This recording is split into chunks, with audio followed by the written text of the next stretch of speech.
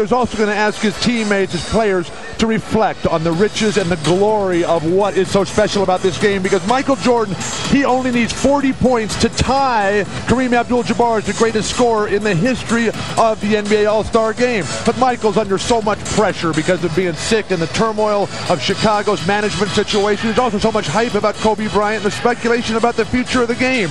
So Larry, he has asked his players to make sure that Michael, who's taking care of all of them, that today they take care of him. He needs 41 to break the record. I look for this overmatched East squad to be really inspired, play passionate ball with Michael right in the middle of everything.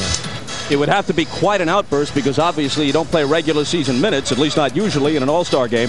The All-Star game single season record, 42 by Wilt Chamberlain back in 1962, the year he averaged 50 a game. Michael already has the highest All-Star average ever, 21 plus in 10 previous games. But Kareem played in 18 All-Star games and thus has the highest overall point total. And there you see Kobe Bryant in the foreground, the man many have dubbed the next Michael Jordan. Of course, that's a bit silly. There will be no next Michael Jordan, but the combination of skill and flair that Kobe Bryant brings to the game has already captivated the country. Kobe definitely brings the skill and the flair. You know, he's a very exciting player. He's entertaining. The thing that I'm amazed at a very young age is he already understands how to entertain the fans. And he and Michael Jordan have promised us in their interviews that they will put on the show here today. East won last year at Cleveland, 132-120.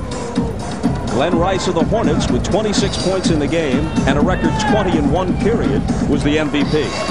Now, Michael Jordan comes to this All-Star game without Scottie Pippen and without Phil Jackson.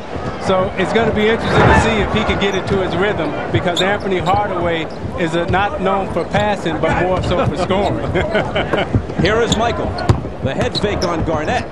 Over him into the lane with the game's first two. So much for being sick. Yeah, I think he's okay. He's got the bounce, he's got the skip. He's ready to put on the show here today. The countdown at 39 early. Guarded, by the way, by a defender who's 6'11", Kevin Garnett. Payton into Shaq for the turnaround on the baseline to tie it at 2. Well, you got the competition starting early. Everybody's out competing. Everybody wants to put on the show here today. Shaq with the fadeaway J, not known for that, but the players will try to do things that they normally wouldn't do.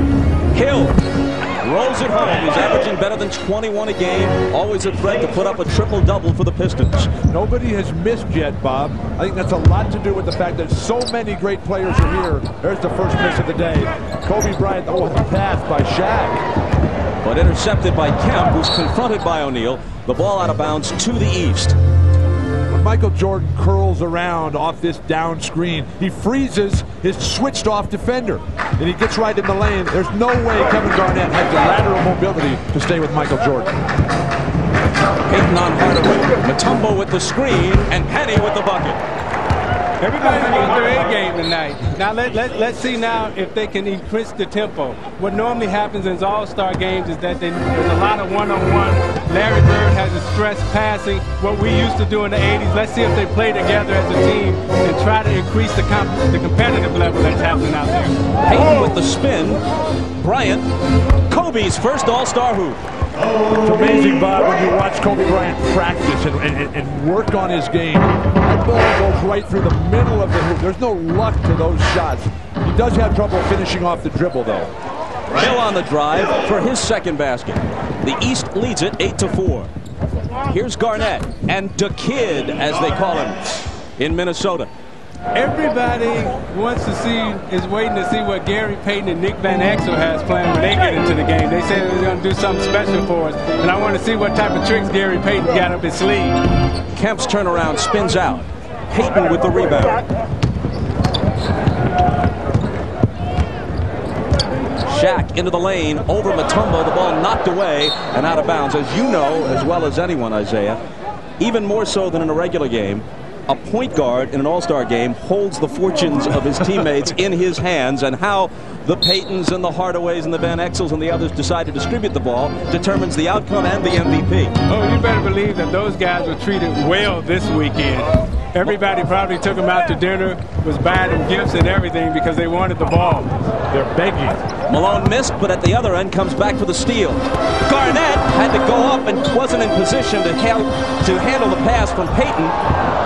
A little schoolyard play, and Payton has it as they set it up. He misses a three badly, didn't draw iron.